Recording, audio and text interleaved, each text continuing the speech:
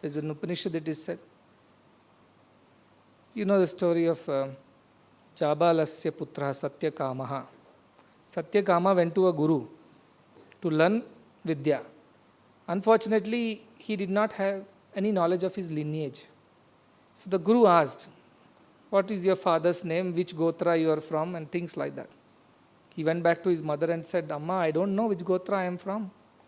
Tell me who is my father. The mother says, I don't know your father. I worked in many homes. I don't know who is your father. All I can tell you is that you are my son.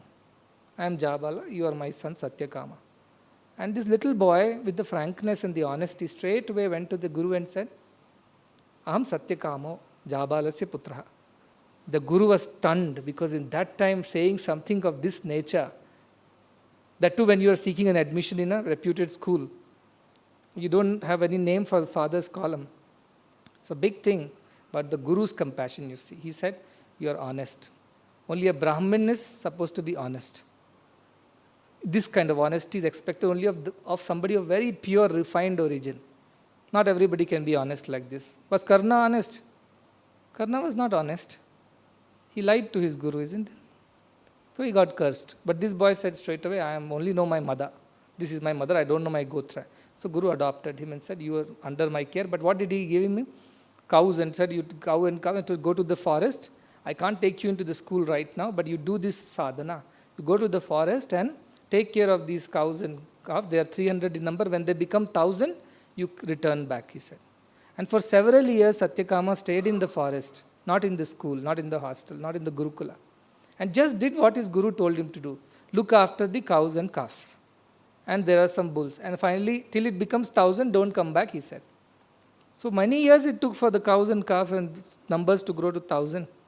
But during that time, he did not waste it. He watched the nature around him. He thought, why my guru would send me to a forest just to look after the cows and calf?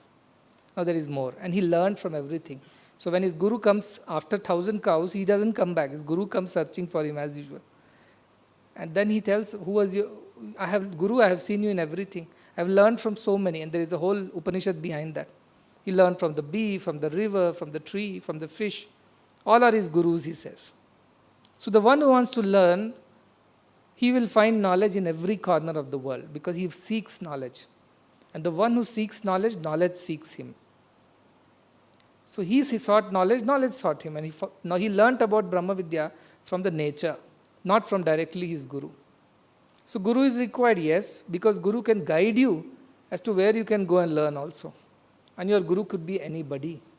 But guru in our tradition, in whichever form, the knower of the Brahman is called guru. And that guru is a must, is to have, one has to have to grow on spiritual path. But when was the guru become available to you? When you are truly a sadhaka.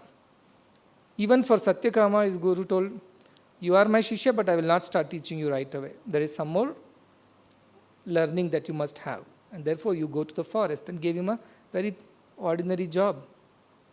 Suppose somebody seeks admission over here and we tell, okay, we'll take your son, but first 10 years he has to look after Goshala. Then we will discuss about his education. How many of you will be having the Shraddha to do that? They'll say, oh, if you don't do, I'll go to some other school. But that time people were so Shraddhavan. They wanted to learn. So they sought knowledge. And how he sought knowledge? In the forest, amidst the nature. And nature taught him the knowledge of Brahman. So he learnt everything from the nature. So Guru, in some form, it could be a cow, it could be a tree, it could be a sweeper, worker, anybody. In Siddhi Baba's story also, same thing, he continues from there and says, you go to the Bombay and there is one maid servant. You learn from her.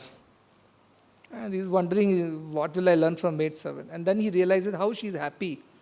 Wearing the new dress as well as the old dress, does not matter. Sama buddhi.